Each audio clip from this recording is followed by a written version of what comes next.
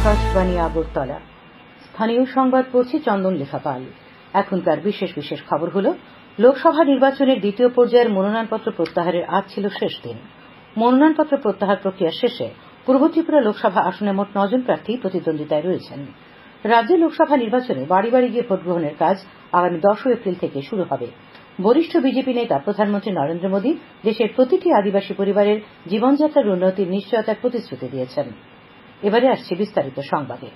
লোকসভা নির্বাচনের দ্বিতীয় পর্যায়ের মনোনয়নপত্র প্রত্যাহারের আজ ছিল শেষ দিন। এই পর্বে আগামী 26 এপ্রিল 12টি রাজ্য এবং কেন্দ্রশাসিত অঞ্চলের 88টি লোকসভা আসনে এবং আউটার মণিপুর লোকসভা কেন্দ্রের কিছু অংশের জন্য ভোট নেওয়া হবে। আউটার মণিপুর কেন্দ্রের একটি অংশে 19 এপ্রিল প্রথম দফায় ভোট হবে। পূর্ব ত্রিপুরা লোকসভা আসনে মোট 9 জন প্রার্থী প্রতিদ্বন্দ্বিতায় রয়েছেন। আজ মনোনয়নপত্র প্রত্যাহার প্রক্রিয়া শেষে সাংবাদিক সম্মেলনে এই কথা জানান রিটার্নিং অফিসার সাজু ওয়াহিদ। তিনি জানান, কোন প্রার্থী মনোনয়নপত্র প্রত্যাহার করেননি। উল্লেখ্য, এই আসনে 9 জন প্রার্থী মনোনয়নপত্র জমা করেছিলেন। 5 এপ্রিল মনোনয়নপত্রগুলি পরীক্ষায় সব প্রার্থীর মনোনয়নপত্র বৈধ বলে ঘোষণা করা হয়। উল্লেখ্য, প্রধান দলগুলির মধ্যে এই কেন্দ্রে বিজেপি প্রার্থী কৃতি দেবী দেববর্মন, ইন্ডিয়া জোট সমর্থিত সিপিআইএম প্রার্থী রাজেন্দ্র রিয়াং প্রতিদ্বন্দ্বিতা করবেন। তাছাড়া বাকি 7 জন নির্দল প্রার্থী। এদিকে রিটার্নিং অফিসার সাজু ওয়াহিদ আজ প্রতিটি রাজনৈতিক দলের প্রার্থীদের নিয়ে একটি বৈঠক করেন। আদর্শ নির্বাচনী আচরণ বিধি নিয়ে কমিশনের সর্বশেষ নির্দেশিকা সম্পর্কে তিনি তাদের অবহিত করেন। বৈঠকে নির্বাচন কমিশনের সাধারণ পর্যবেক্ষক ও কেন্দ্রীয় পুলিশ পর্যবেক্ষক উপস্থিত ছিলেন। শ্রী ওয়াহিদ জানান, নির্বাচন বিধি পালন নিয়ে যে কোনো অভিযোগ জানাতে সি-ভিজিল নামে মোবাইল অ্যাপ ব্যবহার করা যেতে পারে। রাজ্যে লোকসভা নির্বাচনে বাড়ি বাড়ি গিয়ে ভোট গ্রহণের কাজ আগামী 10 এপ্রিল থেকে শুরু হচ্ছে। আগরতলার পঞ্চায়েতি রাজ প্রশিক্ষণ কেন্দ্রে আজ নির্বাচনী সহিংসতা ছাড়া ভোট গ্রহণ শীর্ষক এক অনুষ্ঠানে বক্তব্য রাখতে গিয়ে মুখ্য নির্বাচনী আধিকারিক পুনিত আগরওয়াল এই কথা জানান। তিনি বলেন, পশ্চিম ত্রিপুরা লোকসভা আসনের জন্য আগামী 10 ও 12 এপ্রিল এবং পূর্ব ত্রিপুরা লোকসভা আসনের জন্য 17 ও 18 এপ্রিল বাড়ি বাড়ি গিয়ে ভোট নেওয়া হবে। শ্রী আগরওয়াল বলেন, গত লোকসভা নির্বাচনে রাজ্যে 83% ভোট পড়েছিল।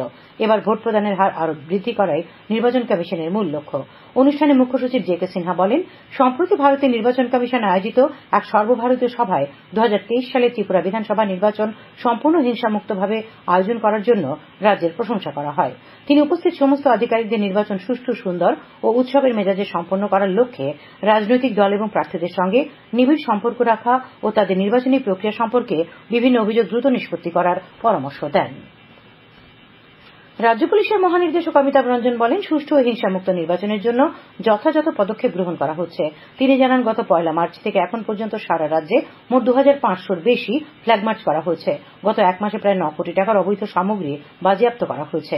দক্ষিণ ত্রিপুরা জেলার জেলাশাসক ড সিদ্ধার্থ শিব জয়সওয়াল মিশন নির্ভীকের উপর তথ্যচিত্র নিয়ে আলোচনা করেন। অনুষ্ঠানে উপস্থিত ছিলেন state police nodal officer GS. রাও, স্বরাষ্ট্র সচিব ড পি.কে. চক্রবর্তী, জিডিপি ইন্টেলিজেন্স অনুরাগ, বিএসএফ এর আইজি পীযূষ প্যাটেল এবং সিএপিএফ এর আইজি ডি.এল. গোলা। তাছাড়া অনুষ্ঠানে জেলা নির্বাচন আধিকারিকগণ, 8 জেলার পুলিশ সুপার সহ অন্যান্য আধিকারিকরা উপস্থিত ছিলেন। আসন্ন লোকসভা নির্বাচন শান্তিপূর্ণভাবে সম্পন্ন করার লক্ষ্যে রাজ্যে মোট 84 কোম্পানি কেন্দ্রীয় নিরাপত্তা বাহিনীকে মোতায়েন করা হয়েছে।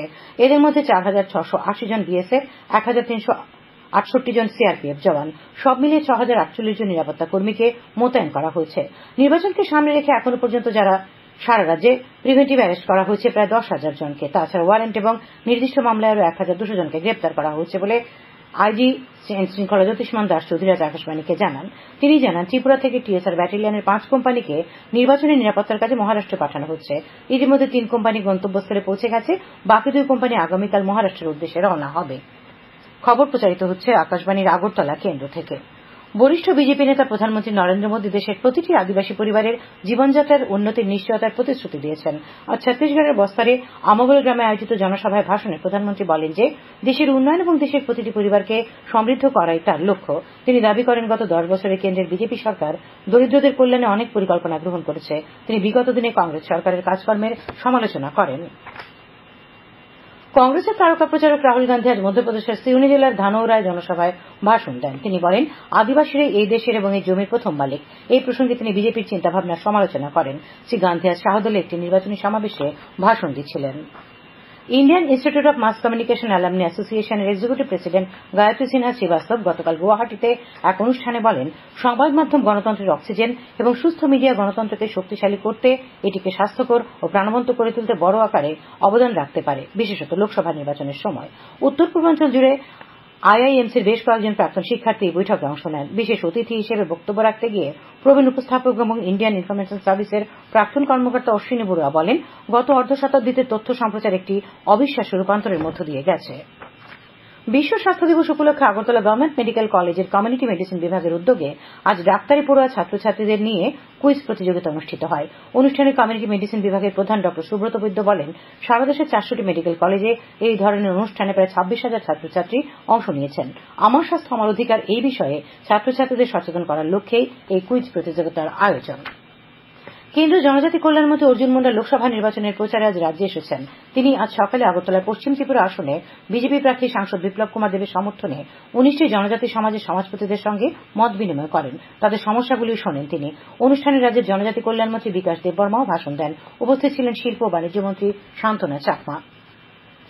মুখ্যমন্ত্রী অধ্যাপক ডক্টর মানিক সাহা চরিলামে পশ্চিম ত্রিপুরা লোকসভা আসনের বিজেপি প্রার্থী বিপ্লব কুমার দেবের সমর্থনে একটি রোড শো করেন। মুখ্যমন্ত্রীর সঙ্গে ছিলেন প্রাক্তন উপমুখ্যমন্ত্রী জিষ্ণু দেববর্মা, ত্রিপুরা শিল্প উন্নয়ন নিগমের চেয়ারম্যান নবাদুল বণিক, বিজেপি সিপাহীজলা উত্তরাংশের সভাপতি গৌরাঙ্গ ভৌমিক, মন্ডল সভাপতি রাজকুমার দেবনাথ প্রমুখ।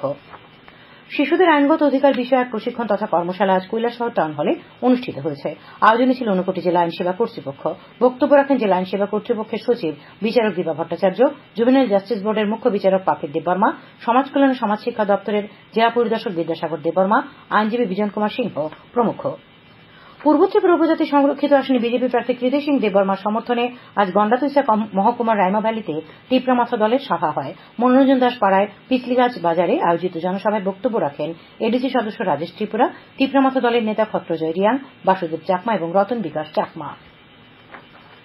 বিজেপি রাজ্য সভাপতি রাজীব ভট্টাচার্য আজ আগরতলায় বনমালীপুর ও রামনগরে পশ্চিম ত্রিপুরা লোকসভা নির্বাচনে বিজেপি প্রার্থী বিপ্লব কুমার দেবের সমর্থনে বাড়ি বাড়ি ভোট প্রচার করেন। এদিকে বিজেপি প্রার্থী সাংসদ বিপ্লব কুমার দেব আজ আগরতলার জগৎপুরে শক্তিকেন্দ্র বৈঠকে অংশ নেন। পশ্চিম ত্রিপুরা লোকসভা আসনের ইন্ডিয়া জোট সমর্থিত কংগ্রেস প্রার্থী আশিস কুমার সাহার সমর্থনে আজ শান্তিরবাজার মহকুমার বেতাগাল, লাউগাং ও গার্দাং বাজারে নির্বাচনী প্রচার সভা হয়। সভাগুলিতে বক্তব্য রাখেন বিধায়ক দীপঙ্কর সেন, প্রাক্তন মন্ত্রী মনীন্দ্র রিয়াং, প্রার্থী আশিস কুমার সাহা, সিপিআইএম বিলোনিয়া মহকুমা সম্পাদক তাপস দত্ত প্রমুখ। আজ রাজনগরে ইন্ডিয়া জোটের নির্বাচনী সমাবেশ হয়। বক্তব্য রাখেন সিপিআইএম রাজ্য সম্পাদক জিতেন্দ্র চৌধুরী, বিধায়ক সুদীপ রায় বর্মন, প্রাক্তন বিধায়ক সুধন দাস, প্রার্থী আশিস কুমার সাহা, কংগ্রেসের নেতা রাজেশ লিলটিয়া প্রমুখ। রাজ্যে আসন্ন লোকসভা নির্বাচন সুষ্ঠুভাবে সম্পন্ন করার জন্য প্রদেশ কংগ্রেসের পক্ষ থেকে দাবি জানানো হয়েছে। সর্বভারতীয় কংগ্রেস নেত্রী জারিতা লাইতকানের নেতৃত্বে এক প্রতিনিধি দল আজ পশ্চিম ত্রিপুরা লোকসভা আসনের রিটার্নিং অফিসার ডক্টর বিশাল কুমারের সঙ্গে সাক্ষাৎ করে দাবি জানান। আসন্ন লোকসভা নির্বাচনকে সামনে রেখে ইন্ডিয়া জোটের উদ্যোগে আজ ঊনকোটি জেলার কুমারঘাটের হালাইমুড়াতে নির্বাচনী সভায় হয়। এখানে বক্তারা কেন্দ্র রাজ্য সরকারের সমালোচনা করেন। বক্তব্য রাখেন প্রাক্তন বিধায়ক সমীরণ মালাকার, প্রদেশ কংগ্রেসের সাধারণ সম্পাদক তরুণ সাহা, সিপিআইএম এর মহকুমা সম্পাদক মিন্টু চন্দ্র দাস প্রমুখ। আজ ঊনকোটি জেলার ফটিকরিয়ার নজরুল কলা কেন্দ্রে বিজেপির এক সাংগঠনিক সভা হয়। এখানে ভাষণ দিতে গিয়ে 2 নম্বর পূর্ব ত্রিপুরা সংসদীয় আসনের বিজেপি প্রার্থী কৃতি দেবী দেববর্মন বলেন, বিজেপি সবসময় মানুষের কল্যাণ, দেশের উন্নতির জন্য কাজ করে। তিনি বিরোধী কংগ্রেস ও সিপিআইএম এর কাজকর্মের সমালোচনা করেন। বক্তব্য রাখেন শ্রমমন্ত্রী টিঙ্কু রায়, প্রাণী সম্পদ বিকাশ মন্ত্রী সুধাংশু দাস, বিজেপির প্রদেশ মুখপাত্র অস্মিতা বণিক প্রমুখ। বৈঠক শেষে একটি মিছিল হয়। খেলার খবর। টিসিএ পরিচালিত অনূর্ধ্ব 15 বছরের রাজ্যভিত্তিক ক্রিকেট প্রতিযোগিতায় আজ 7টি খেলা হয়েছে।